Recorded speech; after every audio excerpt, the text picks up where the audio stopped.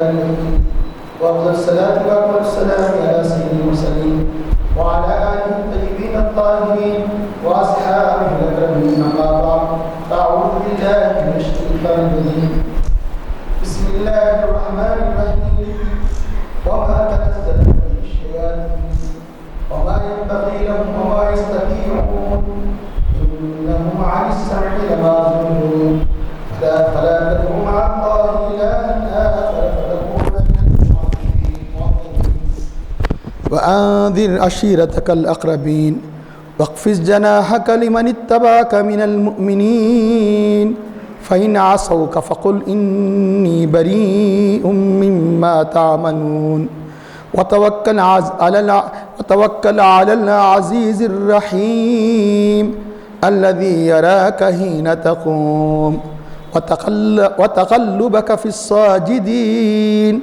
إنه هو السميع العليم وما تنزلت به الشياطين هل أنبئكم على من تنزل الشياطين على كل أفاك أثيم يلقون السماء وأكثرهم كاذبون صدق الله العظيم قال الله تعالى في شأن حبيبه الكريم إن الله وملائكته يصلون على النبي يا أيها الذين آمنوا صلوا عليه وسلموا تسليما اللهم صل على سيدنا ونبينا مولانا محمد النبي الأمي وعلى آله وصحبه وبارك وسلم. محترم بزرگان ملت و عزیز بھائیو، ابھی 19واں پارہ سورۃ الشعراء کے آخری رکوع کی جن آیات کریمہ کی تلاوت کا شرف حاصل کیا گیا کہ جس میں قرآن کریم اور صاحب قرآن اللہ کے نبی صلی اللہ علیہ وسلم کی حقانیت کو اللہ تعالیٰ نے ثابت فرمایا، انہی سے تعلق رکھنے والی آیتوں میں سے جن آیات کی تلاوت کی گئی ان کا ترجمہ ہے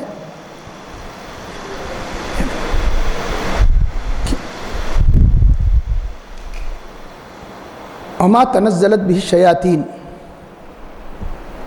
اور شیاطین نے اس کلام کو نہیں اتارا، اس کلام کو لے کر نہیں اترے.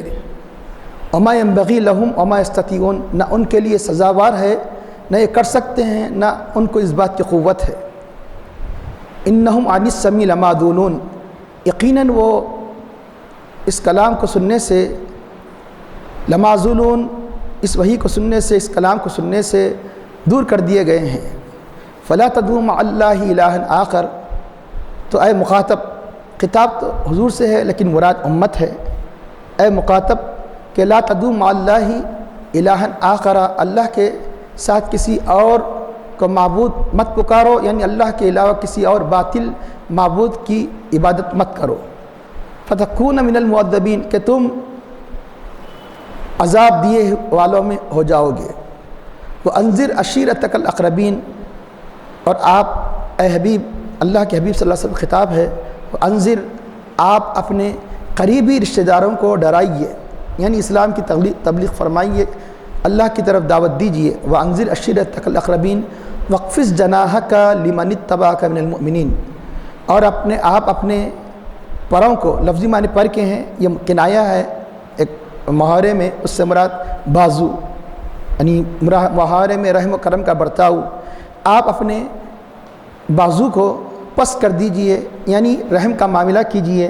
لمن اتبعک من المؤمنین، ان کے ساتھ جو اہل ایمان میں سے آپ کی پیروی کرے، آپ کی پیروی کرنے والے ایمان والوں کے ساتھ رحم کا برتاؤ فرمائیے. فَإِنْ عَصَوْكَ، تو اگر وہ آپ کی نافرمانی کرے، آپ کا کہا نہ مانے، تو فقل، تو آپ کہہ دیجئے، انی بریء مما تعملون، کہ میں تمہارے اعمال سے، تمہارے کرتوتوں سے میں بری ہوں، میں برات کرتا ہوں، یعنی بیزارگی کا اظہار کرتا ہوں. وتوکل علی العزیز الرحیم، اور آپ عزیز غالب، یعنی اللہ جس کی صفت غالب ہے، عزیز ہے، الرحیم رحمت والا ہے، اس پر بھروسہ کیجئے. توکل کیجیے، وتوکل علی العزیز الرحیم، الذی یراک حین تقوم، جو آپ کو جب کھڑے ہوتے ہیں نماز کے لیے دیکھتا ہے، یعنی آپ کی پیاری اداؤں کو دیکھتا ہے۔ الذی یراک حین تقوم وتقلبک فی الساجدین، اور آپ کے پھرنے، آپ کی گردش کہ سجدہ کرنے والوں میں، نماز پڑھنے والوں میں، اس کو دیکھتا ہے۔ اس کے کئی تفاسیر ہیں انشاءاللہ تعالی، یعنی اس کے یعنی توضیح اس کی انشاءاللہ کی جائے گی۔ آپ کی گردش، آپ کے پھرنے کو ساجدین میں، سجدہ کرنے والوں میں آپ کو دیکھتا ہے۔ انہ السمیع العلیم، بے شک وہی سننے والا، جاننے والا ہے۔ هل انبئکم علی من تنزل الشیاطین، کیا میں تمہیں بتاؤں کہ شیطان کس پر نازل ہوتے ہیں؟ تنزل علی کل افاک نسیم، وہ ہر جھوٹے پر، جھوٹ بات گھڑنے والے پر اور گنہگار پر وہ نازل ہوتے ہیں، ان کے پاس آتے ہیں۔ تنزل علی کل افاک نسیم یلقون السمع، وہ سنی باتوں کو پھیلاتے ہیں۔ اور بھی معنی ہے اس کا کہ جو آسمان کے کناروں پر سننے کی جو کوشش کرتے ہیں، وہ اپنی کچھ جھوٹی باتیں ملا کر ان باتوں کو لوگوں میں پھیلاتے ہیں۔ وہ اکثرهم کاذبون، ان میں کہ اکثر جھوٹے ہیں۔ اور کچھ آیات انشاءاللہ تعالی آئندہ یعنی سورہ شعراء کا اختتام اس پر عمل میں آئے گا کہ قرآن کریم کے بارے میں جو انہوں نے اللہ کے نبی کے بارے میں جو مختلف قسم کے اعتراضات انہوں نے کیا، اس میں یہ کہ باطل پرستوں کا طریقہ ہوا کرتا ہے، جب وہ بلا کسی دلیل کے کسی چیز کو غلط قرار دینے کی کوشش کرتے ہیں تو ایک بات پر قائم نہیں رہتے، کبھی کچھ کہتے ہیں کبھی کچھ کہتے ہیں، یہ ان کے باطل ہونے کی دلیل ہے۔ ان آیات میں جو قرآن کو کہانت، نبی کو کاہن، جو جادوگر ہوا کرتے ہیں وہ کہا کرتے تھے، اللہ نے اس کی پرزور طریقے سے یہاں تردید فرمائی۔ پھر کبھی تو انہوں نے کہا کہ جادوگر ہے، جیسا کہ یہ آیات میں اس کی تردید کی گئی، کبھی تو انہوں نے کہا کہ یہ شاعر ہے اور شعر ہے۔ انشاءاللہ والشعراء یکتبون الغاوون، یہ یعنی اس بیان پر سورہ شعراء کا اختتام عمل میں آتا ہے، آئندہ اس کی تفسیر بیان کی جائے گی۔ تو اب یہاں اللہ تعالی ارشاد فرماتا ہے کہ قرآن کریم کی عظمت کو یہ بتانے کے بعد کہ اس رکوع کی ابتدا جس سے ہوئی ہے کہ انہ لتنزیل رب العالمین، یہ رب العالمین کا کلام ہے جو اب آپ کے قلب مبارک پر نازل ہوا، اور جس فرشتے کے ذریعے سے نازل کیا گیا وہ کون ہے کہ اللہ تعالیٰ نے اس کا ذکر فرمایا علی قلب کہ انہ لتنزیل رب العالمین نزل به الروح الامین علی قلبک لتکون من المنذرین، کہ وہ کون ہے؟ روح الامین ہے، اس کو لے کر آئے آپ کے قلب مبارک پر۔ تب یہاں اللہ تعالیٰ فرماتا ہے کہ جو تم کہتے ہو شیاطین کا اس قرآن سے کوئی تعلق نہیں، اس نبی سے کوئی تعلق نہیں، چنانچہ اللہ تعالیٰ اس کی تردید کرتے فرماتا ہے کہ وما تنزلت به الشیاطین، ارے یہ کلام تو لانے والے سید الملائکہ، ہم نے روح الامین کو منتخب کیا سید الانبیاء صلی اللہ علیہ وسلم پر نازل کرنے کے لیے، شیاطین کا اس سے کیا تعلق ہوتا ہے؟ تو یہ کیوں انہوں نے بات کہی؟ بات اس لیے کہی کہ انہوں نے دیکھا کہ یہ آسانی سے جو سیدھے سادے جو ان کے لوگ ہیں کہ ان کے سرداروں یعنی کفار کے سرداروں یہ ورغلانا چاہتے تھے، جیسے کاہن مختلف قسم کی باتوں کو جو آسمان سے جس کو شیاطین حاصل کرتے تھے تو اس کو پھیلا دیتے تھے، یہ بھی اسی جیسا نعوذ باللہ کلام ہے۔ تو وہ کیا ہے؟ وہ حقیقت یہ ہے کہ شیاطین جو فرشتے جو آپس میں جو وہی نازل ہوتی تھی، جو کلام کو آپس میں کیا کرتے تھے، اس کو سننے کے لیے آسمانوں کے کناروں تک چلے جاتے تھے اور کچھ باتوں کو سن بھی لیتے تھے، کچھ باتوں کو سن کر اس میں کیونکہ شیاطین کی طبیعت میں شر ہے، جیسے کہ انہوں نے سنا ویسے ہی اپنے جس جادوگر سے جس شیطان کا تعلق ہے ویسے نہیں پہنچاتے، بلکہ اس میں اور جھوٹ غلط سلط چیزیں ملا کر پہنچا دیتے۔ اس لیے جادوگروں کی ایک بات ٹھیک ہو جاتی تو لوگ پورا یقین کر لیتے کہ برا بالکل ہے، اور ایک بات غلط ہوتی کیونکہ وہ صحیح بات ہے ہی نہیں، کیونکہ وہ شیاطین نے اس کو غلط عمل کر دیا۔ لیکن یہ اللہ کے حبیب صلی اللہ علیہ وسلم کی رحمت کا صدقہ ہے کہ آپ کے اس عالم میں تشریف لانے سے پہلے شیاطین کو وہ اس مقام تک پہنچنے کی اجازت تھی آسمانوں کے کنارے کے جہاں فرشتوں کی آوازیں سن سکیں، لیکن اللہ کے حبیب صلی اللہ علیہ وسلم کے بعد تشریف لانے کے بعد یہ سلسلہ بند کر دیا گیا۔ تو چنانچہ انہوں نے بہت ہی حسرت کے ساتھ کہا کیا ہو گیا کہ انا لمسنا السماء، جب ہم وہاں جاتے ہیں تو وہ آسمان کو چھوتے ہیں تو فوجدناها ملیت حرسا شدیدا شہبا، تو ہم آسمان کو یعنی حرسا شدیدا سخت محافظین کے ساتھ بھرا ہوا پاتے ہیں، یعنی ایسے محافظین کہ جو بالکل اس کے قریب نہ آ سکیں۔ اور شہبا یہی نہیں کہ ہماری تواضع کس سے ہوتی ہے، شہبا کہ آگ کے شعلوں کے ذریعے سے، ہم اگر اس کے قریب پہنچنا چاہتے ہیں تو فرشتے ہمیں آگ کے شعلے لے کر مارتے ہیں. تو وَأَنَّا لَمَسْنَا السَّمَاءَ فَوَجَدْنَاهَا مُلِيَتْ حَرَسًا شَدِيدًا وَشُهُبًا وَأَنَّا كُنَّا نَقْعُدُ مِنْهَا مَقَاعِدَ لِلسَّمْعِ. اور اس سے پہلے ہم سننے کے مقامات پر بیٹھا کرتے تھے. اللہ کے حبیب کے صلی اللہ علیہ وسلم کے آنے سے پہلے آسمان کے کناروں پر جو سن سکے فرشتوں کی باتوں کو وہاں بیٹھا کرتے تھے. لیکن آج کیا ہو گیا؟ فَمَنْ يَسْتَمِعِ الْآنَ اب جو سنے گا اس کو یجد لہو شہابن کیا پائے گا؟ آگ کے شعلوں کے پائے گا. اس کی مہمان نوازی کس سے ہوگی؟ آگ کے شعلوں کے سے ہوگی. رصدا جو اس کے تاک میں لگے رہتے ہیں کہ کب شیطان آئے گا اور ان کو آگ سے ماریں گے. جو ستارہ گر گیا بولتے ستارہ کہاں سے گرتا؟ بلکہ وہ آگ کے شعلے ہوا کرتے ہیں جو شیاطین یعنی ان کو مارتے ہیں. جو یعنی شیاطین آسمان کے قریب یعنی پہنچتے ہیں کہ یعنی اب مختلف قسم کے لوگ اس کے بارے میں عقیدے رکھتے ہیں کہ وہ تارہ ٹوٹ گیا ایسا گیا ایسا ہو گیا. اصل یہ شیاطین کو جوتے مارے جاتے ہیں. ہمارے محاورے میں شیاطین کو آگ کے جوتے تو کم ہیں, آگ کے شعلے مارے جاتے ہیں. قرآن کریم میں شہاب جس کو کہا گیا آگ کے شعلوں کو کہا جاتا ہے. تو اب یہ سرور کائنات صلی اللہ علیہ وسلم کی آمد کا صدقہ ہے, رحمت ہے کہ اللہ تعالیٰ نے کیسی نوازشیں ان امت کو عطا فرمائی کی.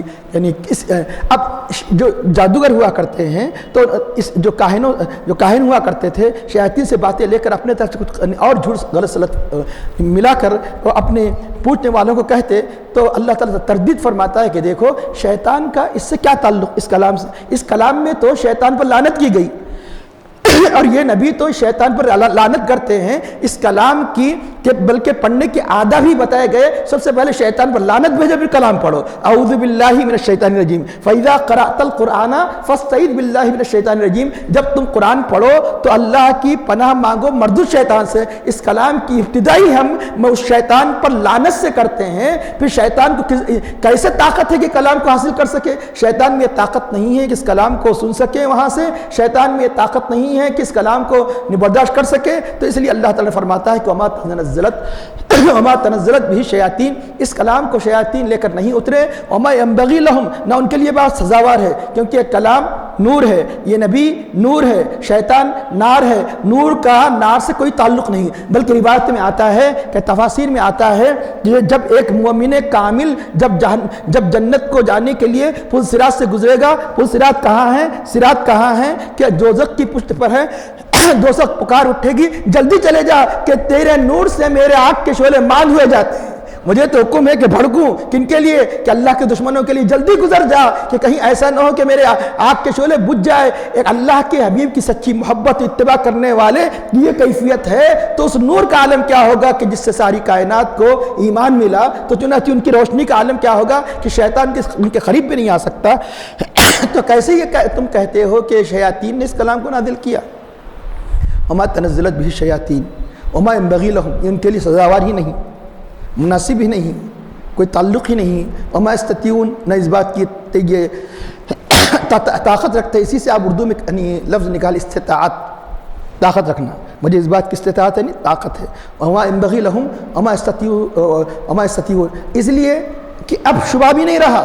اگر ما قبل اس نبی کے سے پہلے کوئی ہو سکتا ہے کہ کوئی شبہ کرے, اب تو شبہ کی بھی گنجائش نہیں. کیوں کہ اب تو وہ آسمان کے ان مقامات پر پہنچ ہی نہیں سکتے جو پہلے پہنچا کرتے تھے. ابھی آپ کے سامنے سورہ جن کی آیت 2 آیات پڑھ کر اس کا ترجمہ کیا گیا کہ اس کی اللہ تعالیٰ دلیل بھی دے رہا ہے کیوں یہ کلام اس سے محفوظ ہے. انہم عن السمع لمعزولون, کہ بے شک وہ سب سننے سے کس سے سننے سے جو پہنچ کر وہ سنتے تھے سننے سے لمعزولون, کیا کر دی گئے اب وہ معزول کر دیے. اردو میں آپ معزول سنیں نا, ان کو معزول کر دیا گیا نوکری سے, دور کر دیے گئے, علیحدہ کر دیے گئے. اب کوئی تعلق نہیں رہا.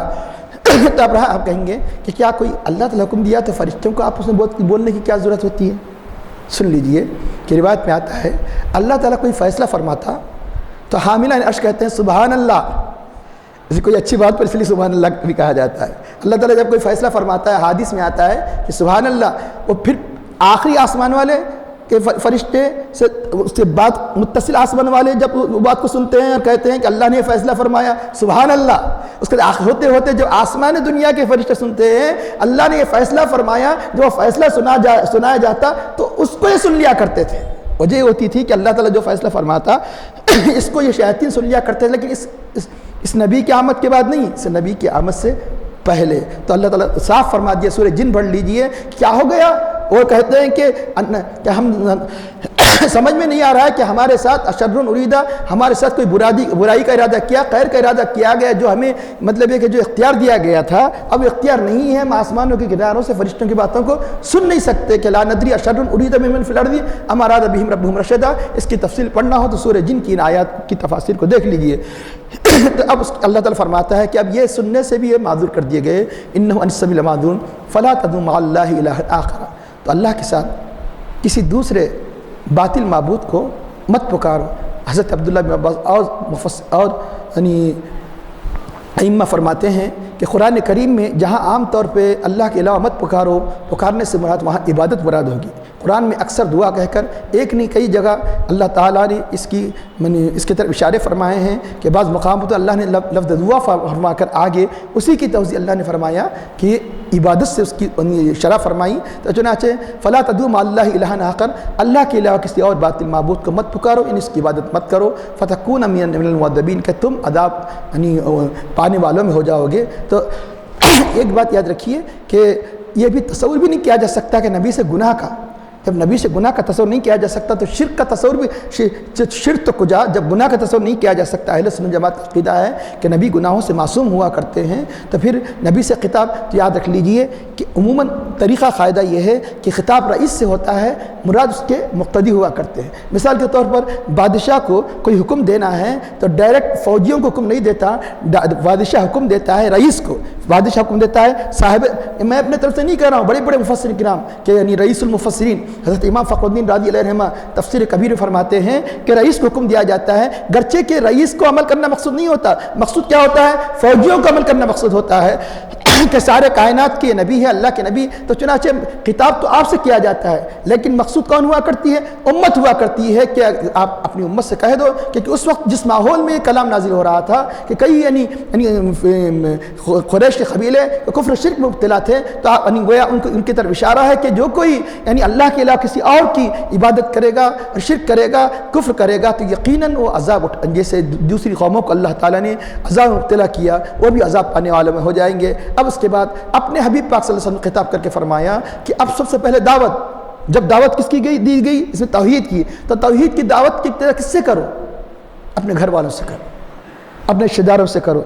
कि सबसे पहले यानी मतलब है तबलीग किस में करो, अपने रिश्तेदारों से करो, फिर आम लोगों से करो। अल्लाह के हबीब नबी करीम सल्लल्लाहु अलैहि वसल्लम सीरत पढ़ लीजिए, तकरीबन आपने उमूमी लोगों को तबलीग कब शुरू फरमाई, 3 साल के बाद। 3 साल तक अपने क़राबे में, रिश्तेदारों में, कुरैश में, बनु अब्दुल मुत्तलिब में, बनु हाशिम ने आपने इस्लाम की इस दीन की तबलीग फरमाई। तो अल्लाह ताला फरमाता है कि वह अंज़िर अशीरतकल अक़रबीन, अपने अशीरा माने रिश्तेदार, अशरा माने अरबी में 10। आम तौर पर एक बड़ी जमात की इब्तिदा किससे, 10, कम से कम 10 होना जमात है, जमात का मतलब 10 तो होना चाहिए ना। तो अशरा से क्या बन गया, अशीरा, अशीरा माने कबीला, तो कबीला का मतलब है कि कम से कम 10 तो होगी उसमें। तो अशीरतकल अक़रबीन, अक़रब माने करीब।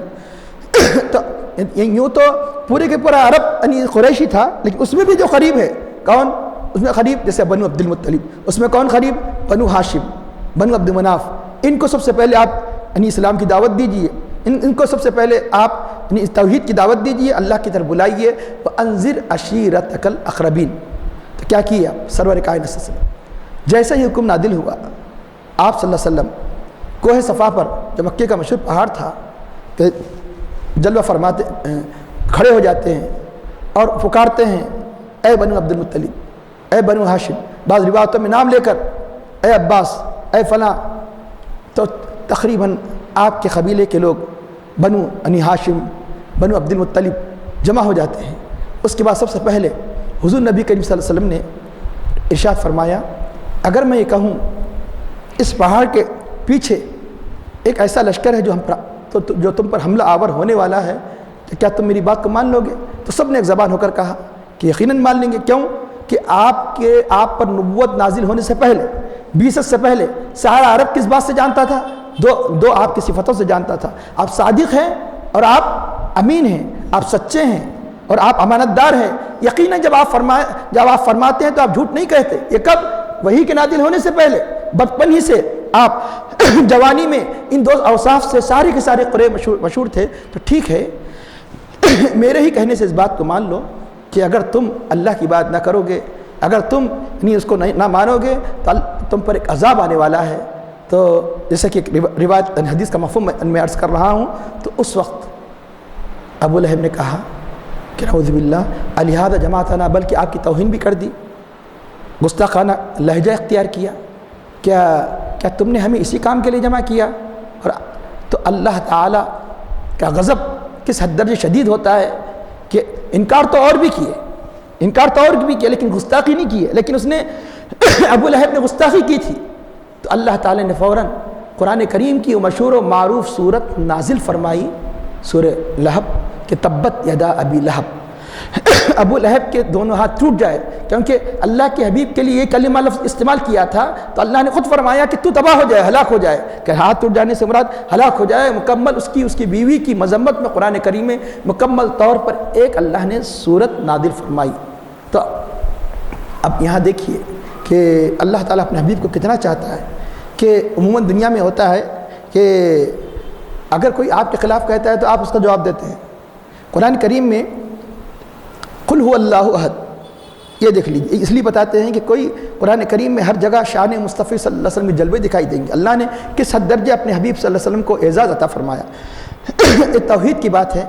ہر جگہ ہر بات کو اللہ تعالیٰ نے قل کہہ کر نہیں فرمایا، قل کہہ دو ہر جگہ نہیں فرمایا.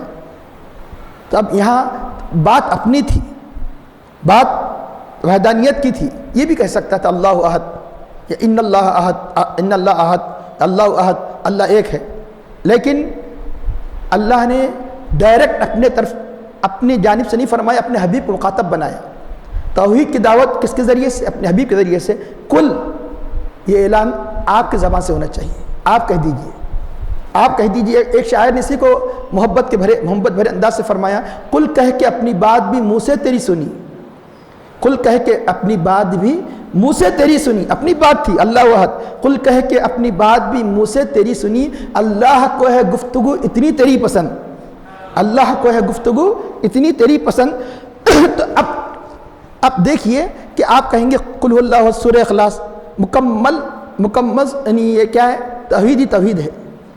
اس میں بظاہر اللہ کے حبیب کی عظمت میں کوئی آیت دکھائی نہیں دے رہی بظاہر. اب اسی سے پہلے سورہ کا نام کیا ہے؟ سورہ لہب. مکمل ابو لہب اس کی بیوی کی مذمت میں ہے، دشمن رسول کی مذمت میں ہے. یہاں مضمون اخلاص کیوں کہا گیا؟ اس لیے کہا گیا کہ یہاں تک کہ اخلاص مخلص وہ ہوا کرتا ہے کہ عبادت میں اللہ پیش نظر ہوتا ہے. اور اللہ کے اولیاء تو نہ جنت کی طرف نگاہ ڈالتے ہیں نہ دوزخ کی، ان کا مقصود صرف اللہ ہوتا ہے. یہ تو جائز ہے آپ جنت کے حصول کی نیت سے عبادت کریں، دوزخ سے بچنے کے لیے اعلیٰ معیار یہ ہے کہ جنت و دوزخ کے قطع نظر اللہ کی بات کرے. حضرت رابعہ بصری جو ایک جذب کے عالم میں ایک مرتبہ جذب آپ جانتے ہیں، جذب کے عالم میں ایک ہاتھ میں پانی ایک ہاتھ میں آگ لیے جا رہی تھی کہ آخر کیا بات ہے؟ فرمایا کہ میں چاہتی ہوں کہ اس آگ کے ذریعے سے جنت کو جلا دوں، اس پانی کے ذریعے سے دوزخ کو بجھا دوں. کیوں؟ اس لیے کہ لوگ اللہ کی عبادت جنت کی محبت میں کرتے ہیں، دوزخ سے بچنے کی کرتے ہیں. کہ اللہ تعالیٰ جنت و دوزخ پیدا نہ کرتا تو کیا عبادت کے لائق نہیں تھا؟ اگر جنت و دوزخ پیدا نہ کرتا تو کیا عبادت کے لائق نہیں تھا؟ تو آپ اندازہ لگائیے. اس لیے اس کا نام اخلاص رکھا گیا. کیوں؟ عام طور پہ اللہ تعالیٰ فرماتے ہیں یہ کریں گے تو جنت ملے گی، یہ کریں گے تو دوزخ سے دور ہو جائیں گے. جزا بھی نہیں، بدلہ بھی نہیں ہے. مخلص یہ ہے کہ کچھ نہ دیکھے، اپنے محبوب سے محبت رکھے، محبت کرے. یہ توحید کا اعلیٰ درجہ ہے. اس لیے سورہ کا نام اخلاص ہونے کی وجوہات میں سے ایک وجہ یہ بھی ہے کہ اس کا نام سورہ اخلاص ہے. اب سورہ اخلاص ابھی سن لیے توحید ہے. اور سورہ لہب کیا ہے؟ کہ اللہ کے حبیب کے دشمن کے بارے میں اللہ تعالیٰ نے جو وعید نازل فرمائی وہ ہے. تو آپ بولیں گے کہ اس میں شان مصطفیٰ کا ذکر کہاں ہے؟ تو یہ بات اپنی ہے. ذریعہ کس کو؟ نبی کو بنایا ہے. آپ کا اعلان چاہیے. اور یہ بات نبی کی ہے. ابو لہب نے گستاخی کس کی تھی؟ نبی کی تھی. اگر آپ کو کوئی غصے میں آتا ہے تو آپ کیا کرتے ہیں؟ کچھ ایل فیل بک دیتا ہے تو آپ بھی پلٹ کے کیا کہتے ہیں؟ جواب دیتے ہیں اس کا. تو اے نبی، آپ کو جواب دینے کی ضرورت نہیں. اے نبی، گستاخ کا آپ جواب مت دو، ہم دیں گے۔ تو لہذا حضور کو یہ نہیں کہا گیا کل آپ کہہ دیجئے۔ ابو لہب جب آپ سے یہ کہتا ہے کل آپ کہہ دیجئے، جہاں ہمارے عقلوں کے مطابق جہاں کل ہونا ہے وہاں کل نہیں ہے۔ کیوں؟ اس لیے کہ اے حبیب جب آپ کی کوئی گستاخی کرتا ہے آپ کو جواب دینے کی ضرورت نہیں ہے، ہم دیں گے۔ اس لیے یہاں کل نہ کہنا یہ عظمت مصطفیٰ کا اظہار ہے، یہاں کل کہنا یہ بھی عظمت مصطفیٰ صلی اللہ علیہ وسلم کا اظہار ہے۔ تو وانذر عشیرتک الاقربین، یہاں ایک اہم بات بھی بتا دوں کہ یہاں لوگ موضوع ہر ان جیسی چیزوں کو جو ابھی بتائی جا رہی کہ بولنا ضروری نہیں ہے، لیکن جب لوگ بول چکے ہیں تو اس وہم کو دور کرنے کے لیے بھی بولنا ضروری ہو جاتا ہے۔ یہاں یہ بھی روایت آئی ہے کہ اللہ کے حبیب نے فرمایا اے بنی عبد الناف، اے فلاں اے فلاں، میں اللہ کے مقابلے میں تمہارے کچھ کام نہیں آؤں گا۔ کیا مطلب؟ اگر تم شرک پر قائم رہیں گے، اور مشرک تو تھے جن کو جمع کیا گیا، کافر تو تھے جنہیں جمع کیا گیا کہ اللہ کے مقابلے تمہارے کچھ کام نہیں آؤں گا۔ لا املک لک من اللہ شیئا، اے فلاں اے میرے چچا، لا املک لک من اللہ شیئا، اللہ کے مقابلے کچھ کام نہیں آئیں گے۔ تب یہاں بات تو صاف سیدھی ہے، لیکن کوئی غلط مطلب نکالتا ہے تو اس مطلب جو یقیناً ہمیں بھی کہنا پڑتا ہے کہ اس کا وہ مطلب نہیں ہے۔ تو وہ یہ کہتا ہے کہ دیکھو اللہ کے نبی اپنے اقربا سے کہہ رہے ہیں کام نہیں آئیں گے تو تمہارے کہاں کام آئیں گے؟ تو جو ہم کہتے ہیں کہ نبی کام آئیں گے، نبی شفاعت کریں گے، اس طرح یہاں گستاخی کی جاتی ہے۔ سن لیجئے کہ یہاں اس سے نہ شفاعت کا انکار ہوتا ہے نہ وسیلے کا انکار ہوتا ہے، کیونکہ شفاعت ہو کے وسیلہ کافر کے کام نہیں آتا۔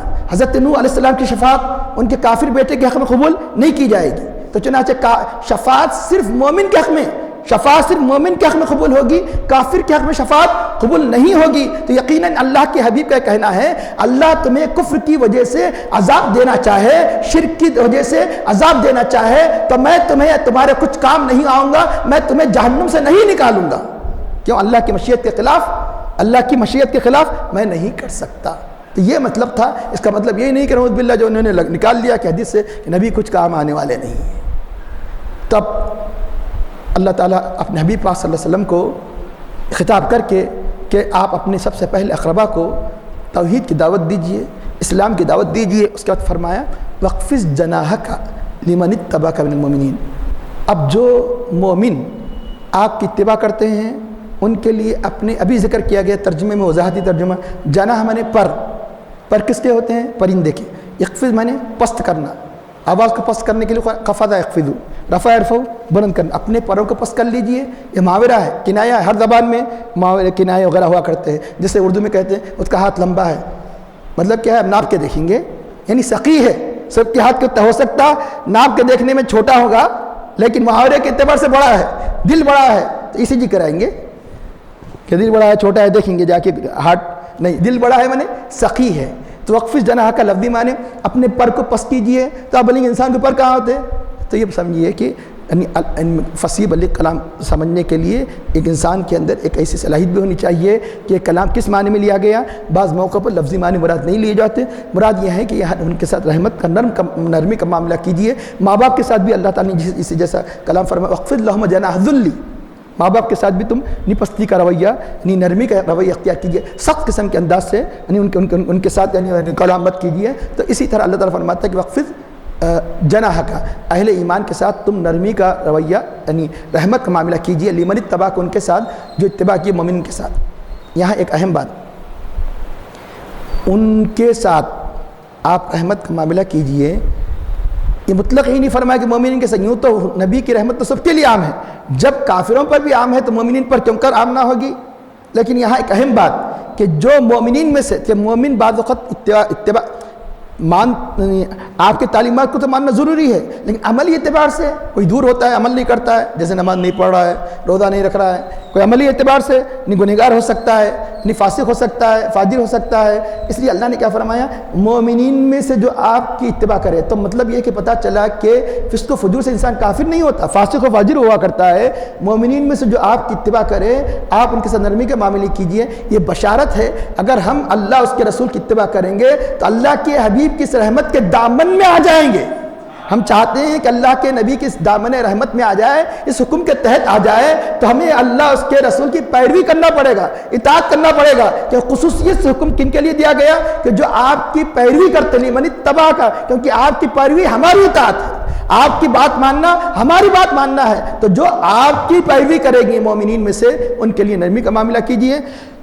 وَخْفِضْ جَنَاحَكَ لِمَنِ اتَّبَعَكَ مِنَ الْمُؤْمِنِينَ فَإِنْ عَصَوْكَ، اگر کوئی نافرمانی کرتا ہے آپ کی، کسی نے نافرمانی کی، آپ کی بات نہیں مانی، آپ کا کہا نہیں مانا، فقل آپ کہہ دیجئے انی بری مما تعملون، میں بری ہوں اس سے، میں بیدار ہوں اس سے جو تم کرتے ہو، جو تم عمل کرتے ہو میں اس سے بیدار ہوں۔ اپنی بیداری کا آپ اعلان کر دیجئے کہ فَإِنْ عَصَوْكَ فَقُلْ إِنِّي بَرِيءٌ مِّمَّا تَعْمَلُونَ، یعنی اللہ کے حبیب کی اس وعید سے بچنا ہے تو اللہ تعالیٰ کے حبیب کی ہمیں اطاعت اتباع کرنا پڑے گی۔ کہ اس کا ارشاد ہوتا ہے کہ وَتَوَكَّلْ عَلَى الْعَزِيزِ الرَّحِيمِ، تو یقیناً جب آپ تبلیغ کریں گے اللہ کے حبیب کی اتباع میں، کوئی اس فریضے کو انجام دے گا تو ہوگا کیا؟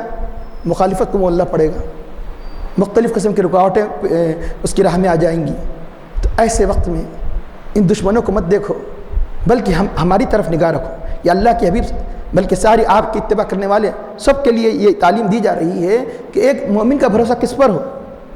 اللہ پر ہو، کہ کوئی طاقت دنیا کی ہمیں ضرر نہیں پہنچا سکتی۔ وَتَوَكَّلْ عَلَى الْعَزِيزِ الرَّحِيمِ، عزیز پر، جو اللہ تعالیٰ جس کی صفت عزیز ہے، غالب ہے، اس پر بھروسہ کیجئے، توکل کیجئے۔ الرحیم، جو رحمت والا ہے۔ اب یہاں دیکھیے کہ توکل کے معنی تو کئی مرتبہ آپ کو بیان کیے گئے۔ توکل یہ نہیں ہے کہ اسباب کو چھوڑ کر بھروسہ کریں، بلکہ اسباب کو اختیار کر کے رب پر بھروسہ کریں۔ جیسا کہ بتایا گیا، احادیث میں آتا ہے کہ اپنی سواری کو باندھو اور اللہ پر بھروسہ کرو۔ سواری کو کھلا چھوڑ کر مجھے اللہ پر بھروسہ ہے، یہ توکل نہیں ہے۔ توکل یہ ہے کہ اپنی سواری کو، حدیث شریف میں آتا ہے کہ اپنی سواری کو باندھو، کیوں کہ سواری کو باندھنے کے باوجود بھی کوئی راستے توڑ کر لے جا سکتا ہے۔ جیسے مثال کے طور پر توکل یہ نہیں ہے کہ آپ اپنی گاڑی کو خفل نہ ڈالیں، میں توکل کرتا ہوں، منی حفاظت ہو جائے گی، گاڑی کو خفل ڈالو، اللہ پر بھروسہ رکھو۔ کیوں؟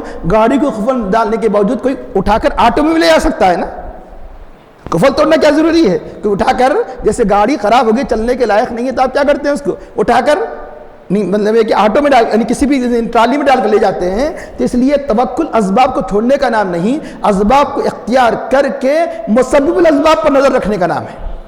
گھر کو بند کر کے اللہ پر بھروسہ کرنا چاہیے، گھر کو کھلا رکھ کے نہیں مطلب ہے کہ نہیں میں توکل کرتا ہوں، اسے توکل نہیں کہا جاتا ہے۔ وَتَوَكَّلْ عَلَى الْعَزِيزِ الرَّحِيمِ، تو عزیز کیوں کہا گیا؟ عزیز یہ کہ تمہارے مخالف تمہارا کچھ بگاڑ نہیں سکتے تم اللہ پر اگر بھروسہ کرے گے۔ الرحیم، اور یہ کہ عزیز تو یہ کہ اللہ تعالیٰ ہر چیز پر غالب ہے، کوئی یعنی اس کا مقابلہ نہیں کر سکتا۔ الرحیم، اور اللہ پر بھروسہ رکھنے والوں پر رحم فرمانے والا ہے۔ اور توکل علی العزیز الرحیم، ان پر رحم فرماتا ہے، انہیں عنایتیں فرماتا ہے، ان پر رحمتوں کی بارش نازل فرماتا ہے۔ اور توکل علی العزیز الرحیم، اب وہ عزیز و رحیم جس کی صفت یہ ہے، کیا ہے؟ الذی یراک حین تقوم وتقلبک فی الساجدین، جو دیکھتا ہے آپ کو جب کھڑے ہوتے ہیں، جو دیکھتا ہے آپ کو جب آپ کھڑے ہوتے ہیں نماز میں۔ اب دیکھیے نماز میں کھڑے ہوتے ہیں، دیکھتا ہے، یہ تو فرماتا ہے کہ یقیناً ساری کائنات کو دیکھتا ہے، ہر ایک کا دیکھنا الگ ہے۔ اپنے حبیب کو پوری مکمل محبت کے ساتھ دیکھتا ہے، عنایتوں کے ساتھ دیکھتا ہے کہ میرا حبیب میری بارگاہ میں کھڑا ہے۔ تو اس لیے کئی مرتبہ بتایا گیا قرآن میں اللہ تعالیٰ نے جہاں احکام نازل فرمائے، عوامر، جہاں اللہ نے اپنی توحید کا درس دیا، جہاں اللہ نے عوامر بندوں کو جن باتوں کا کرنے کا حکم دیا اور احکامات دیے، نواہی جن باتوں سے اجتناب بندوں کو رکھنا چاہیے اس کا حکم دیا، وہیں یہ بھی یاد رکھیے قرآن میں بار بار اس بات کو ملحوظ کیا گیا، اپنے حبیب کی شان کو بتایا گیا۔ کیوں؟ جب محبت دل میں ہوگی تو اتباع کا جذبہ پیدا ہوگا۔ انسان اطاعت کس کی کرتا ہے؟ اتباع کسی کرتا ہے؟ جس کو اپنا محبوب بناتا ہے تو اس کی اتباع کرتا ہے، اس کی اطاعت کرتا ہے۔ معمولی طور پر دیکھ لیجئے، اگر آپ اپنے والدین یا جس کی بھی آپ اطاعت کر رہے ہیں، دل میں محبت ہوگی تو بات مانیں گے، دل میں محبت نہیں ہوتی تو بات نہیں مانتے۔ بات کیوں مانتے ہیں؟ دل میں محبت ہوتی ہے، ورنہ ہر بات کو آپ نہیں کرتے چلے جاتے ہیں کیونکہ محبت نہیں ہے۔ تو چنانچہ اس لیے قرآن کریم میں حبیب کی محبت کو پیدا کرنے کا اتنا اہتمام کیا گیا، کیوں؟ اس لیے کہ تاکہ اتباع کا جذبہ بھی اتنا ہی یعنی شباب پر ان کے اندر پیدا ہو جائے۔ تو اس لیے میں عرض کرتا ہوں کہ بہت سی آیتیں ایسی ہیں جہاں امر ہے، نہ بندوں کو کسی بات کا کرنے کا، اس میں بظاہر کوئی حکم ہے، نہ کسی بات سے روکا گیا۔ پھر کیا ہے؟ آپ کی عظمت کا اظہار ہے، آپ کی عظمت کا اظہار یہ کیا ہے؟ یہ بھی ایک یعنی اہل ایمان کے لیے یہ ضروری ہے کہ آپ کی عظمت کو پیش نظر رکھے۔ اس لیے اللہ تعالیٰ فرماتا ہے مثال کے طور پر سرور کائنات صلی اللہ علیہ وسلم یہ چاہتے تھے، کیا چاہتے تھے کہ جب مکے سے مدینے کی طرف ہجرت فرماتے ہیں تقریباً 16-17 مہینے کہ بیت المقدس کی طرف، جب قبلہ کدھر تھا؟ بیت المقدس کی طرف رک کر کے نماز پڑھتے تھے۔ اب بولیں گے مکے میں کیوں نہیں ہوا؟ مکے میں بیت المقدس تھا، اب کیوں چاہے؟ مکے میں ایسی صورت اس لیے پیش نہیں آئی کہ خانہ کعبہ کے ہر طرف سے عبادت کی جاتی تھی، تو اللہ کے حبیب صلی اللہ علیہ وسلم عموماً اس طرف سے عبادت کرتے تھے جہاں سامنے خانہ کعبہ بھی ہوتا تھا اور بیت المقدس بھی ہوتا تھا۔ لیکن جب وہاں سے ہجرت فرماتے اب یہ صورت نہیں کہ خانہ کعبہ ایک رخ کی طرف ہے اور بیت المقدس ایک رخ کی طرف ہے، اس لیے اب ضرورت پیش آئی، ورنہ مکے میں اس لیے ضرورت نہیں پیش آئی کہ اسے ہر طرف سے اس کی جب عبادت کی جا سکتی ہے تو یقیناً اس رخ کی طرف عبادت کرتے تھے جہاں سامنے بیت اللہ بھی ہوا کرتا تھا اور بیت المقدس بھی ہوا کرتا تھا۔ اب جب کہ یہ صورت نہیں تھی تو آپ چاہتے تھے کہ خانہ کعبہ قبلہ ہو جائے، تو آخر میں ایک وقت ایسا آیا کہ اسی تمنا میں نماز کے اندر آسمان کی طرف سر اٹھا کر دیکھنے لگے، آسمان کی طرف سر اٹھا کر دیکھنے لگے، چہرہ پلٹا کر دیکھنے لگے۔ کس نیت سے؟ اللہ تعالیٰ حکم نادل فرما دے کہ خانہ کعبہ کو بیت اللہ کو قبلہ بنا لیں۔ اب جب 16-17 مہینے جب نمازیں ادا ہی کی جا چکی تھی، اب صرف سلام پھیرنے کے لیے کتنی دیر تھی؟ سلام پھیرنے کے بعد بھی حکم نازل کر سکتا تھا، اے حبیب اب آنے والی نماز کو بیت المقدس کی طرف نہیں، اب تم خانہ کعبہ کی طرف رک کر کے نماز پڑھو۔ لیکن حبیب کی چاہت کا اتنا لحاظ کرتا ہے، اسی وقت حکم نازل فرمایا جس حالت میں ہے بیت اللہ کی طرف رخ کر لیجیے۔ تو کیا فرماتا ہے؟ فَلَنُوَلِّيَنَّكَ قِبْلَةً تَرْضَاهَا، ہم ضرور آپ کو اس قبلے کی طرف پھیر دیں گے، ضرور۔ یہ میں نہیں کہہ رہا ہوں، عربی زبان کا لفظ ہے یہ، عربی زبان میں یہ جب مطلب فعل مضارع پریزنٹ ٹینس پر لام اور تشدید والا نون آ جاتا ہے تو اس وقت ضرور کے معنی پیدا ہو جاتے ہیں۔ ہم ضرور آپ کو اسی قبلے کی طرف پھیر دیں گے جس کو آپ پسند فرماتے ہیں، جس کو آپ چاہتے ہیں، ترضاہ، اس قبلے کو جس میں آپ کی مرضی ہے۔ یہ کوئی ترجمے میں رعایتی نہیں ہے، جو ہے وہی ترجمہ کیا جا رہا ہے، وہ قبلہ جس میں آپ کی مرضی ہے، وہ قبلہ جس کو آپ چاہتے ہیں۔ اسی کو ایک شاعر نے کہا، خدا کی رضا چاہتے ہیں دو عالم، خدا چاہتا ہے رضائے محمد صلی اللہ علیہ وسلم۔ اب بات تو صاف ہے، تو مقصود تو یہی ہے نا، لیکن اللہ نے یہاں سے شروع نہیں فرمایا۔ دوسرے پارے کے پہلے رکوع میں دیکھ لیجئے، مقصود یہی تھا کہ آپ یہ قبلہ چاہتے ہیں نا بدل دیں، لیکن یہ نہیں۔ آگے پڑھیے، آیت یہاں سے شروع نہیں ہو رہی، قد نرا تقلب وجهك فی السماء، ہم آپ کے بار بار آسمان کی طرف رخ پھیرنے کو، چہرہ پھیرنے کو دیکھ رہے ہیں۔ بظاہر ہمیں کون سا حکم ہے اس میں؟ کچھ بھی نہیں، لیکن اپنے حبیب کی محبت کا اظہار ہے، ہم آپ کے ان اداؤں کو دیکھ رہے ہیں۔ چہرے کا ذکر، چہرے کے ذکر سے بظاہر ہمیں کون سا حکم دیا جا رہا ہے؟ چہرے کا ذکر کیوں ہے؟ آپ کا جب رخ انور جب ہماری طرف پڑھ رہا ہے تو ہم نہیں چاہتے ہیں کہ اتنی دیر بھی ہو جائے کہ نماز سلام پھیر لے، بس اسی عالم میں۔ اس لیے آج تمام حاجیوں سے پوچھو اس مسجد کا نام کیا ہے جہاں یہ حکم نازل ہوتا ہے؟ مسجد قبلتین۔ کیا مطلب؟ نماز شروع کی گئی بیت المقدس کی طرف رک کر کے، نماز کا اختتام بیت اللہ کی طرف، اس لیے اس مسجد کا نام قبلتین، دو قبلوں والی مسجد، کہ جہاں وقت واحد میں دو قبلوں کی طرف اللہ کے حبیب نے نماز ادا فرمائی۔ تو اب یہاں دیکھیے اللہ تعالیٰ اپنے حبیب کے چہرے کو آسمان کی طرف پلٹنے کی ان اداؤں کو بھی ذکر فرماتا ہے۔ مقصود تو یہی کہ قبلہ بدل دینا، لیکن مقصود یہی نہیں، مقصود اپنے حبیب کی محبت کا اظہار بھی ہے، اب آپ کی محبوبیت کا اظہار بھی ہے۔ جب آپ یہ سمجھ چکے تھے، سمجھنا بھی آسان ہے کہ آپ کے رات بھر تہجد پڑھنے کو، آپ کے قیام اللیل کو، آپ کے نمازیں پڑھنے کی اداؤں کو رب دیکھ رہا ہے۔ الذی یراکا، جو دیکھتا ہے آپ کو، حین تقوم، جب آپ قیام میں ہوتے ہیں، جب آپ قیام میں ہوتے ہیں، قیام ہی میں نہیں، وتقلبک فی الساجدین، جب آپ گھومتے ہیں پھر ابھی تقلب سن لیجئے، تقلب وجہ کا، آپ پھرتے ہیں، گردش کرتے ہیں سجدہ کرنے والوں میں، سجدہ کرنے والوں میں رکوع و سجدہ کرنے کی آپ کی اداؤں کو دیکھ رہا ہے۔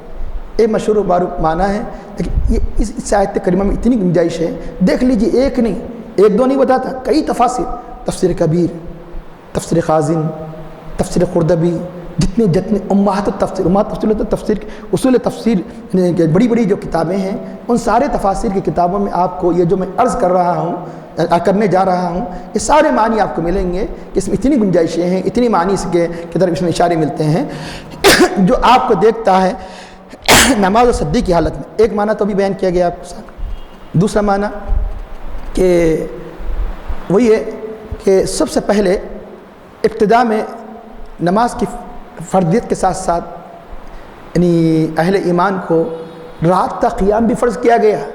راتوں میں نماز پڑھنا، تہجد پڑھنا فرض تھا، لیکن بعد میں اس کی فرضیت منسوخ ہو گئی، بعد میں اس کی فرضیت منسوخ ہو گئی۔ تو اللہ کے حبیب تو اس کے باوجود بھی کثرت سے رات میں قیام کرتے تھے، یہاں تک کہ سب کو کیا کہا جاتا ہے؟ اللہ کا ذکر کثرت سے کرو، یا ایھا الذین آمنوا اذکروا اللہ ذکرا کثیرا۔ لیکن حبیب کو کیا کہا جاتا ہے؟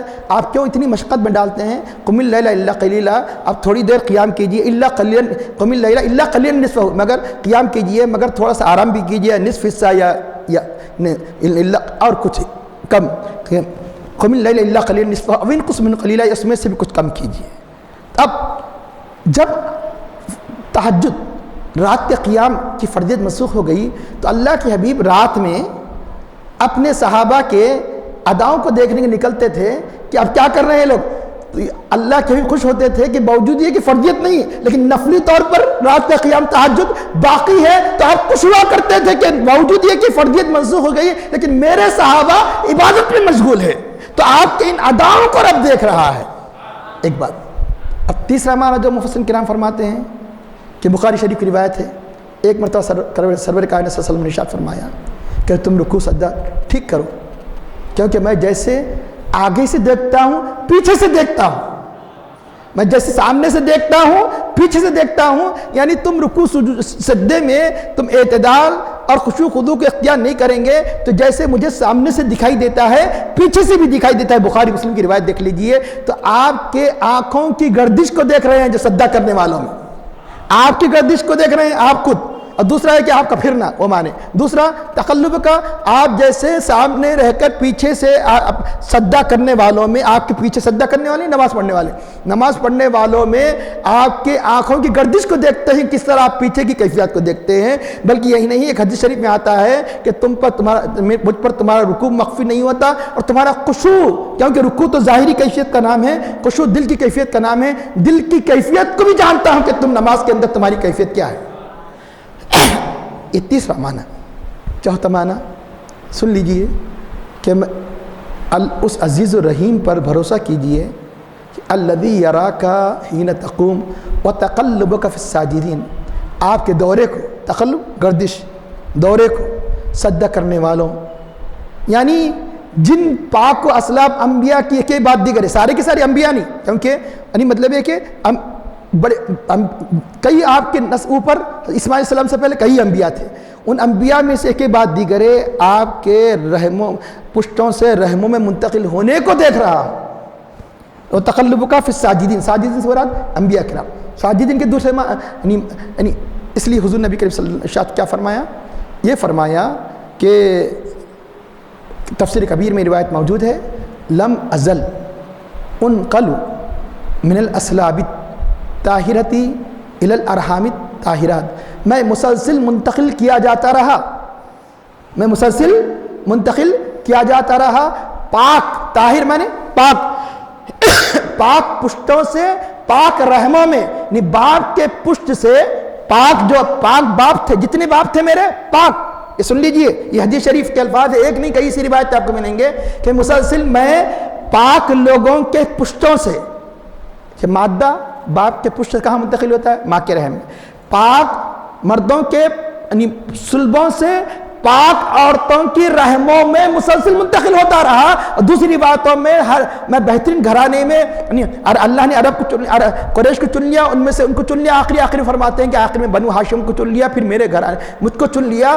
تو یقیناً اللہ کے حبیب صلی اللہ علیہ وسلم کا سارا ان کے آبا جب چنے ہوئے ہیں، چنا ہوا کبھی کافر و مشرک نہیں ہوتا۔ جس کو حبیب پاک فرما دے، پاک اور جن کے ان کے پورے آبا، میرے پورے آبا، میری پوری مائیں اوپر تک آدم علیہ السلام تک پاک تھے، تو پاک کبھی کافر و مشرک نہیں ہوتا۔ قرآن کریم اللہ تعالیٰ ارشاد فرماتا ہے، یا ایھا الذین آمنوا انما المشرکون نجس، اے ایمان والو مشرکین نجس ہے، تو مشرک کبھی بھی پاک نہیں ہوتا۔ تو اللہ کے حبیب ایک نہیں کئی مقامات پر اپنے سارے آبا کو کیا قرار دیتے؟ پاک۔ یہی وجہ ہے کہ اہل سنت جماعت کا عقیدہ ہے کہ حضرت ابراہیم علیہ السلام کے والد آزر نہیں، طارق ہے، چچا ہے، کیونکہ عرب میں کئی مرتبہ اس پر روشنی ڈالی گئی، موقع نہیں ہے، پھر انشاءاللہ پھر کبھی موقع پر اور جب آگے آیت آئیں گی بتایا جائے گا، کیونکہ عربی زبان میں اب کہہ کر چچا مراد لینا یہ عام ہے، لیکن والد کہہ کر چچا مراد نہیں لیا جاتا۔ جب لفظ والد کہہ دیا جاتا ہے تو والد ہی ہوتے ہیں، لیکن اب کہہ دیا جاتا ہے تو والد بھی ہو سکتے ہیں، چچا بھی ہو سکتے ہیں۔ خود قرآن کریم میں اس کے دلائل ہمیں ملتے ہیں۔ حضور نبی کریم صلی اللہ علیہ وسلم نے ایک موقع پر فرمایا اپنے چچا حضرت عباس ردو علیہ ابی، میرے باپ کو میرے پاس پیش کرو، یعنی میرے چچا عباس کو پیش کر، جسے اردو میں باپ کہا جاتا ہے، والد کہا جاتا ہے۔ باپ کا مطلب باپ بھی ہو سکتا ہے، باپ کا مطلب چچا بھی ہو سکتا ہے۔ اس لیے آپ کے سارے آبا میں کوئی مشرک نہیں تھا، اس لیے اہل سنت جماعت کا عقیدہ ہے کہ آپ کے والدین مشرک نہیں تھے، کن کے؟ حضور۔ لیکن نعوذ باللہ بعض لوگ نبی کو کیسی تکلیف پہنچاتے ہیں، روایت ہونے کے باوجود صاف انہوں نے لکھ دیا کہ اللہ کے نبی کے والدین نعوذ باللہ مشرک تھے۔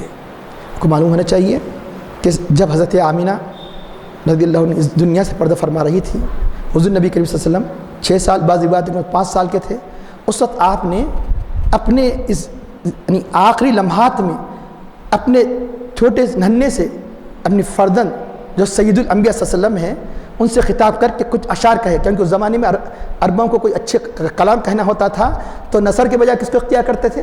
نظم کو۔ ہم جیسے مطلب آسانی سے نثر کہہ سکتے تھے، وہ لوگ آسانی سے نظم کہہ سکتے تھے، تو انہوں نے اتنے پیارے محبت والے اشعار کہے۔ ان میں سے 2 شعر کا مفہوم یہ ہے کہ تمہیں مخلوق میں مبعوث کیا جائے گا، تم اپنے باپ ابراہیم کے دین پر ہے جو بتوں کی پرستش سے روکا کرتے تھے۔ یہ کس کے اشعار ہیں؟ یہ کس کا کلام ہے؟ آپ کے والد ماجدہ کا کلام ہے جب آپ 6 برس کے تھے۔ قصیدہ پڑھ لیجئے، ناچیز کا ریسرچ جو تھیسس ہے وہ اس کا موضوع یہ ہے کہ کنٹریبیوشن آف صحابہ اینڈ صحابیات ان عربک پوئٹری، تو اس میں بھی ناچیز نے حضرت آپ کے والد ماجدہ کے اشعار کو ناچیز نے نقل کیا ہے، اس میں سے 2 شعر ہے یہ۔ تو آپ اندازہ لگائیے کہ آپ، ہاں یہ بھی عرض کر دوں کہ بعض باتوں میں آیا ہے کہ حضور نبی کریم صلی اللہ علیہ وسلم نے ایک مرتبہ مغفرت کے لیے آپ کرنا چاہیے ماں باپ کے لیے، آپ کو روک دیا گیا۔ لوگ ایک لے کر کہتے ہیں کہ دیکھو مشرک تھے اس لیے مشرک کے لیے مغفرت نہیں۔ بتایا جاتا ہے کہ تقریباً محدثین فرماتے ہیں کہ شارحین فرماتے ہیں وہی ہے کہ دیکھو کہیں یہ شبہ نہ ہو کہ وہ کافر تھے، اس لیے حضور چاہتے ہیں کہ ان کی مغفرت ہو جائے۔ جیسے ابراہیم علیہ السلام اپنے والد کے لیے اجازت طلب کی تھی، باوجود کافر تھے، لیکن ان کے لیے مغفرت، اس طرح کی مغفرت کہیں شبہ نہ ہو اس لیے اللہ نے روک دیا۔ پھر یہ کہ اور مزید یہ کہ حجۃ الوداع کے موقع پر، بلکہ جو روایت اس سے پہلی ہوگی اس ساری کی ساری روایتیں یعنی بڑے بڑے محدثین کہتے ہیں کہ جس کے خلاف جو بھی روایت آئے گی منسوخ سمجھی جائے گی۔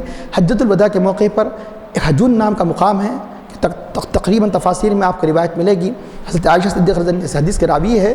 تو اس مقام پر اللہ کے حبیب اترتے ہیں، اترنے کے بعد آپ جب وہاں سے نکلتے ہیں آپ کا چہرہ خوشی سے تمتماتا ہے۔ حضرت عائشہ صدیقہ رضی اللہ عنہا نے پوچھا، فرمایا کہ مجھے اللہ نے اجازت دی کہ میں اپنے والدین کو زندہ کروں، اللہ نے میرے والدین کو میرے لیے زندہ کیا اور مجھ پر ایمان لے آئے، پھر ان پر اللہ نے موت طاری فرما دی۔ اس روایت کو بڑے بڑے محدثین، ان محدثین میں اس پائے درجے کا ان متأخرین میں ایسا محدث نہیں ملتا۔ امام جلال الدین سیوطی علیہ الرحمہ نے ایک کتاب نہیں، 2 کتاب نہیں، کئی کتابوں میں، بلکہ انہوں نے حضور نبی کریم صلی اللہ علیہ وسلم کے والدین کریمین کے ایمان پر ایک کتاب نہیں لکھی، 7 کتابیں لکھی۔ ایک کون جلال الدین سیوطی ہے؟ آج ساری دنیا عرب و عجم ان کی عظمتوں کو مانتی ہے۔ آج دنیا کے تمام تک مقطع فکر، کسی مقطع فکر کو لے لیجئے، لا الہ الا اللہ محمد صلی اللہ علیہ وسلم پڑھنے والا کسی مقطع فکر کو لے لیجئے، ان کی عظمتوں کو مانتا ہے، ان کی حدیث دانی کو مانتا ہے۔ ایک رسالہ نہیں، 2 رسالہ نہیں، تقریباً 7 رسالے کس بارے میں لکھتے ہیں؟ سرور کائنات صلی اللہ علیہ وسلم کے والدین کریمین کے ایمان پر۔ اور ایک بڑے محدث تھے، انہوں نے ظاہری روایات کو بعض دیکھا اور اس ایسی جیسے ابھی جیسے بتایا کہ والد کے معنی والد اب کے بارے میں لے لیا، انہوں نے اشارہ تھا حضرت ابو طالب کی طرف، تو انہوں نے لکھ دیا کہ حضور کے والدین ایمان والے نہیں تھے۔ تو ہوا کیا؟ ہوا یہ کہ ان کے استاذ بہت بڑے محدث تھے، کئی لوگ نام سنتے ہیں، ابن حجر مکی، انہوں نے خواب میں دیکھا کہ بہت بڑے عالم تھے وہ بھی، تو انہوں نے خواب میں دیکھا کہ وہ اپنے حضور کے والدین کے بارے میں اس طرح لکھنے کی وجہ سے چھت سے گر گئے۔ تو کہ روایتوں میں آتا ہے حقیقت میں خواب کے بعد وہ گر گئے، ان کی پیر کی ہڈی ٹوٹ گئی، بعد میں تائب ہوئے، بعد میں وہ اس عقیدے سے تائب ہوئے۔ تو یاد رکھیے کہ کیوں یہ ایام فترت کہا جاتا ہے، فترت یعنی جو نبی کا زمانہ نہ ہو، حضرت عیسیٰ علیہ السلام سے لے کر اللہ کے نبی کے بعثت کے درمیان زمانے کو کیا کہا جاتا ہے؟ ایام فترت، جیسے اردو میں آپ انگلش میں کہتے ہیں انٹرول، وقفہ، وقفہ یعنی کوئی نبی کا زمانہ نہیں ہے۔ تو اس وقت کا حکم کیا ہے؟ اس وقت کا حکم یہ ہے کہ اگر کوئی کافر و مشرک نہیں ہوگا، بتوں کی بات نہیں کرے گا، اللہ کو ایک مانے گا، تو وہ ناجی ہے، جنت میں جائے گا، کیونکہ کوئی شریعت ہی نہیں ہے، کوئی شریعت کے احکام باقی نہیں ہے۔ تو اس وقت صرف توحید کا عقیدہ کافی ہے۔ اس وقت عرب میں کئی موحدین تھے کہ جن کے بارے میں سب متفق ہے، جب ان موحدین کے توحید پر جب اتفاق ہے، اختلاف کس سے؟ نبی کے والدین سے، اور جو نبی کے والدین کے بارے میں جو گستاخی کرتے ہیں وہ ان کی تو توحید کو مانتے ہیں، جیسے زید بن عمرو بن نفیل وغیرہ، اور عرب کے جو گنتی کے چند لوگ ایسے تھے جو کفر و شرک کی یعنی تردید کیا کرتے تھے، جو نہیں اللہ کو ایک مانتے تھے۔ تو چنانچہ ایسے لوگوں کی توحید نہیں معتبر ہے، تو یقیناً نبی پاک صلی اللہ علیہ وسلم کے والدین کریمین کا معاملہ تو اعلیٰ ہے۔ یہاں ایک اہم بات بھی عرض کر دوں، وہ یہ کہ ہو سکتا ہے کوئی یہ خیال کرے کہ نبی کے ماں باپ ایمان والے نہیں تھے اس لیے اٹھایا گیا اور آپ پر ایمان لے آئے۔ سن لیجئے، وہ تو ایام فترت کے زمانے، ابھی آپ سن لیے کہ کبھی حضرت عبداللہ سے شرک ثابت نہیں ہے، بت پرستی ثابت نہیں ہے۔ آپ کے والد ماجد جا کے تو اشعار دیکھ لیجئے کیسے ہے، بت پرستی ثابت نہیں ہے۔ پھر اٹھایا گیا کیوں؟ اس لیے کہ نبی کے والدین اس امت سے پیچھے نہ رہے، کہ اگر وہ نہ اٹھائے جاتے تو صرف مسلمان ہوتے لیکن صحابی نہیں ہوتے۔ اللہ تعالیٰ چاہتا تھا کہ انہیں صحابیت کا شرف بھی عطا فرمائے، اور نہیں اٹھایا کیسے گیا؟ کیسا مرنے وقت کیسے اٹھ سکتا ہے؟ ارے بنی اسرائیل کا ایک مقتول مر گیا اور اختلاف کرنے لگے، اللہ نے اپنے نبی حضرت موسیٰ علیہ السلام حکم دیا ایک گائے کاٹو، گائے کاٹنے کا واقعہ کیوں ہے؟ تو تم اس کے اوپر ڈالو، کس پر ڈالو؟ اس مقتول پر اٹھے گا تو مقتول اٹھ کر گواہی دے گا، گواہی دیتا ہے کہ فلاں فلاں میرا قاتل ہے۔ اس گوشت کا ٹکڑا جب اس پر ڈالا جاتا ہے تو وَإِذْ قَتَلْتُمْ نَفْسًا فَادَّارَأْتُمْ فِيهَا وَاللَّهُ مُخْرِجٌ مَا كُنْتُمْ تَكْتُمُونَ فَقُلْنَا اضْرِبُوهُ بِبَعْضِهَا، اس کے ٹکڑے کو اس پر مارو تو كَذَلِكَ يُحْيِي اللَّهُ الْمَوْتَىٰ، وہ اٹھ کر گواہی دے گا۔ اللہ نے فرمایا جس طرح یہ مرنے کے بعد اٹھا ہے اسی طرح اللہ تعالیٰ مردوں کو اٹھائے گا۔ جب بنی اسرائیل کے ایک مسئلے کو اللہ تعالیٰ حل کرا تاکہ ان کے سامنے ایک مسئلہ حل ہو جائے تو مردے کو زندہ کرا، تو نبی کی شان تو اعلیٰ ورفع ہے، ان کے لیے والدین ماجدین کا اٹھایا جانا تو یقیناً کیسے نہیں ہوگا؟ یقیناً ممکن ہے، بلکہ اللہ تعالیٰ نے یعنی آپ اعزاز عطا فرمانے کے لیے ان کے والدین کو اٹھایا۔ الذی یراک حین تقوم وتقلبک فی الساجدین انہ السمیع العلیم، بے شک وہی سننے والا جاننے والا ہے۔ اس طرح اللہ نے فرمایا کہ دیکھو یہ آخر شیاطین کن پر اترتے ہیں؟ ابھی بتایا گیا نور و نار کوئی آپس میں مطابقت نہیں، یہ اترتے ہیں کہ حل انبی کہ میں بتاؤں کہ الا من تنزل الشیاطین، شیاطین کس پر اترتے ہیں؟ تنزل علی کل افاک، ہر قسم کے جھوٹے پر۔ ایک کاہن کیا ہوتے ہیں؟ جھوٹے ہوا کرتے ہیں۔ جیسے عملیات کرنے والے کیا ہوتے ہیں عام طور پہ؟ اللہ ماشاء اللہ چند کے جو قرآن و حدیث اور کے مطابق عمل کرتے ہیں، اکثر جھوٹ غیر غلط سلط۔ تو علی کل افاک، یہ کاہن جادوگر جھوٹے ہوا کرتے ہیں، یہ جھوٹوں پر اسیم گنہگاروں پر گنہگار پر خطاکار پر رب کے نافرمان پر اترتے ہیں۔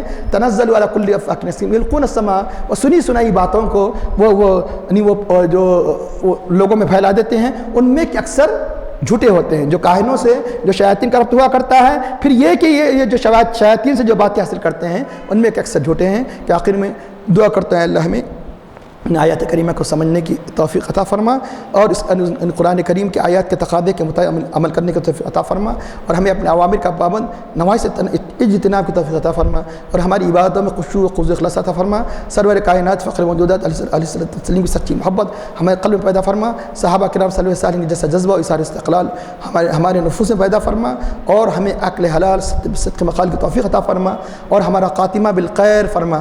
وصلی اللہ تعالیٰ علی خیر خلقہ سیدنا مولانا محمد وعلی آلہ وصحبہ اجمعین برحمتک یا ارحم الراحمین والحمد للہ۔